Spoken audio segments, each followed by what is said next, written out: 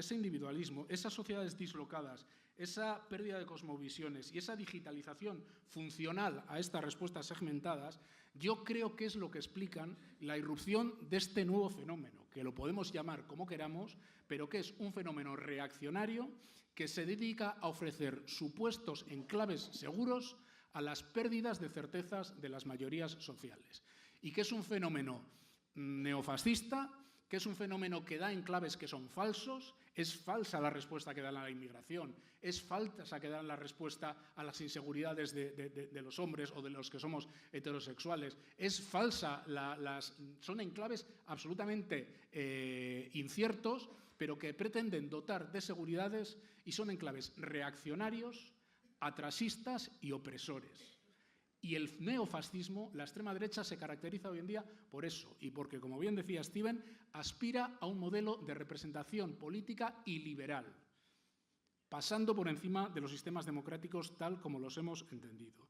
Yo creo que en la disputa de hegemonías que está detrás de esta batalla que hay que dar, y por ahí concluyo ahora cómo creo que nos tenemos que situar, no podemos tampoco salir con la idea de que la extrema derecha 2.0 es una especie de outsider a la hora de situar estos espacios de disputa.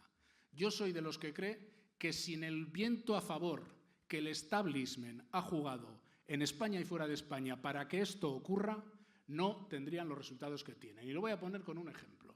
Aquí no se trata tanto de la correlación de fuerzas entre los tertulianos y las tertulianas, que evidentemente, como tú decías, si son más de extrema derecha, mal asunto. No se trata tanto de eso como de quién elige los elementos de disputa y los elementos sobre los que se discute.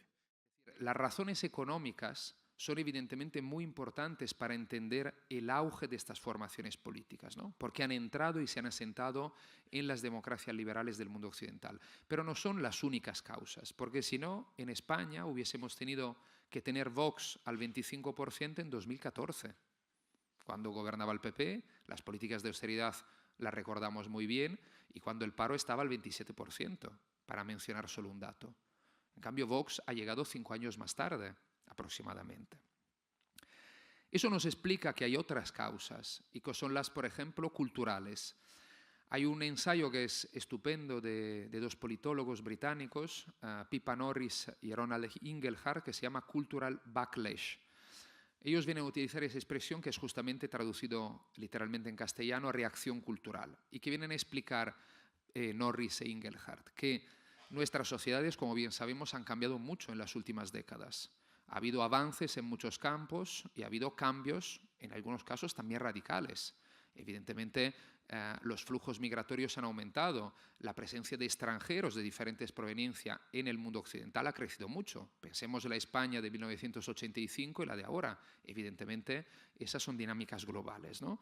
Han cambiado muchas cuestiones que tienen que ver con los valores.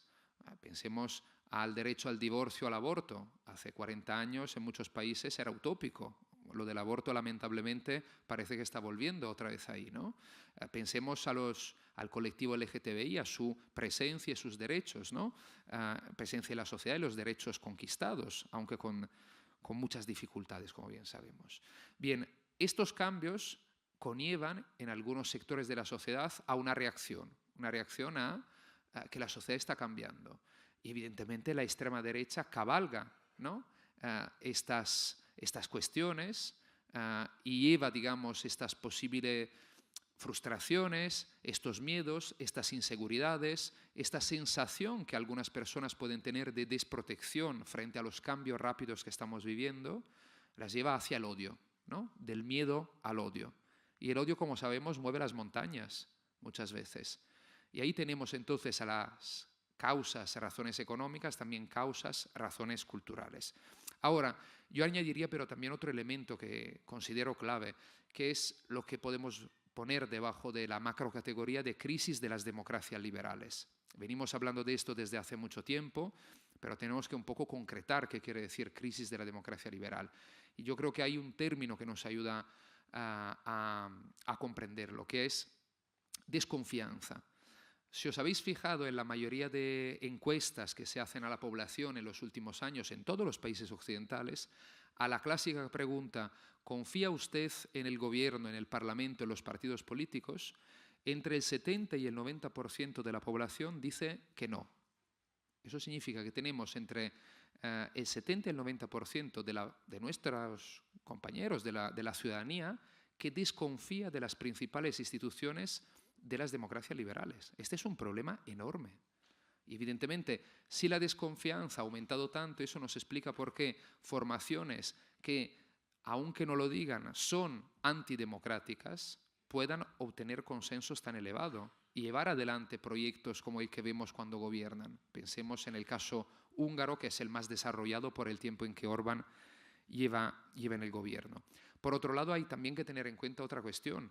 Nuestras sociedades están más atomizadas, deshilachadas, y esto es una consecuencia, evidentemente, del marco neoliberal, ¿no?, que ha impuesto no solo una sociedad de consumo de masas tal y como la conocemos, sino unos valores muy individualistas.